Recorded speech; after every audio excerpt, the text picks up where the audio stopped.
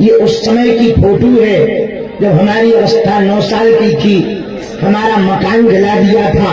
हमारे पिता की गरेबान गर्दन पकड़ करके कहा था कि बच्चियों को छोड़ दो और भाग जाओ।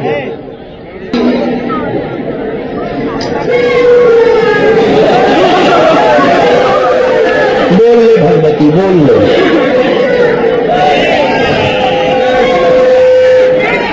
आज दोपहर काल तक हम लोग बल्लभगढ़ पहुंचेंगे, जहां दोपहर का प्रसादी बल्लभगढ़ दशहरा मैदान में है। आज 15 किलोमीटर की यात्रा करेंगे। पहले 8 किलोमीटर, फिर 6 किलोमीटर। बल्लभगढ़ में प्रसाद पाने के बाद सायंकाल रात्रि विश्राम सीकरी में होगा। जो भी ज्वाइन करते हैं युवान, वो वेतन के लिए आर्मी ज्वाइन नहीं करते, वतन के लिए करते हैं। हमने विचार किया 11 तारीख की पदयात्रा में भगवान हमसे जो भी बनाए पाएगा हम अपनी तरफ से तो करेंगे ही। हम पूरे हिंदू समाज और भारतीय समाज से प्रार्थना और अपील करना चाह रहे कि कुछ न कुछ कमाई का अंशदान भारत की आर्मी के लिए जरूर डोनेट करें, ताकि सेना का बल बढ़े, सेना की ताकत बढ़े, सेना के पास हथियार बढ़े, ताकि विरोधी विदेशी ताकतों को सेना मुंह तोड़ जवाब दे। जिनसे जो बन सके तो जरूर सेवा करो, क्योंकि भैया ऐसी कार्य की प्रणाली से ही आने वाली भावी पीढ़ी सनातनी बन पाएगी। और एक बात और सुनो, हमको सनातनी तो चाहिए पर कट्टर चाहिए। कट्टर का मतलब मारने काटने वाला नहीं, कट्टर का मतलब डरपोक न हो गए तो तुम्हारे सामने विरोधी आ जाए तुम डरा जाओ, कोई तुम्हारा विरोध करे तुम घर से न निकलो। आजकल सनातनियों के अंदर इतना डरपोक बना आ गया, कहीं लफड़ा हो गए, अरे मत जा, काहे को जाए, अपन काहे को मरे। अरे भाई, अपना देश है, अपनी संस्कृति है, अपना सनातन है।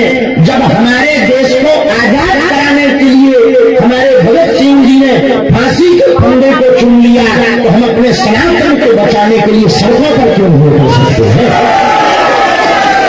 वो फरीदाबाद में करके दिखाया, पूरा फरीदाबाद कल सड़कों पर था।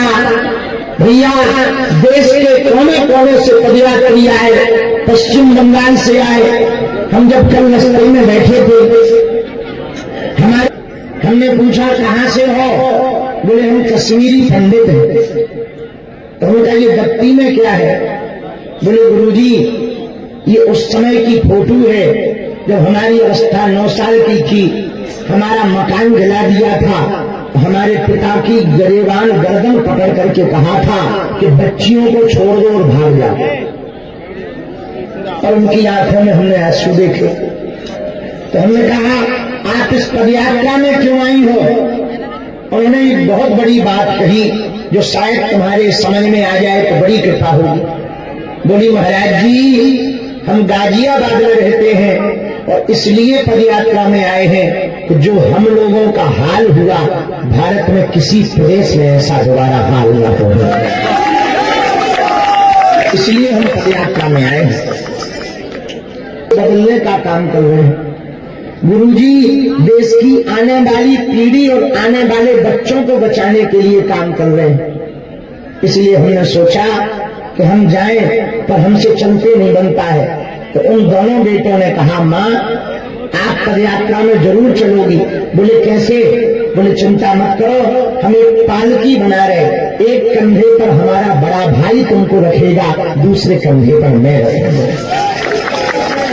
जो पद है जो धन है, जिस दिन धर्म विरोधी सड़कों पर उतरेंगे, न तुम्हारा धन बचेगा, न पद बचेगा, न मकान बचेगा, न दुकान बचेगी।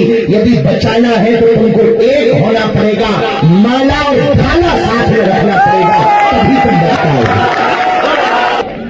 फिर एक दिन की पदयात्रा देश के जवानों के लिए समर्पित की जाए। आज जो भी हमारी बात